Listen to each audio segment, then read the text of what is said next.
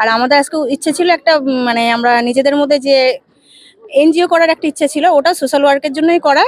আমরা সেইভাবে নিজেদের মধ্যে সবাই আমরা এটা নিজেদের সবার মতামতে আমরা করছি। এটা প্রফেশনালি কতটা হচ্ছে আমরা জানি না, বাট আমরা কাজের জন্যই করছি। আর সেটা ফিউচার আপনারা দেখতেই পাবেন, কাজ যদি হয়ে থাকে তবে আবার নেবেন আপনারা ইন্টারভিউ। আপাতত আমরা ওই চেষ্টাতেই চালাচ্ছি। মোটামুটি কি কি উদ্যোগ নিয়ে এই এনজিওটা উদ্বোধন করলেন? আমরা তো সমাজে চলতে গেলে অনেক রকমের মানুষের জন্য করি, এইটা জাস্ট একটা প্ল্যাটফর্ম বলতে পারেন। এইটার মাধ্যমে আমরা এবার থেকে করব।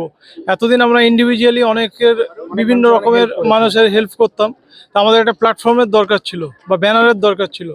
এখন আমাদের সেই চিন্তা ভাবনা থেকেই হার্টস লিঙ্কের উৎপত্তি।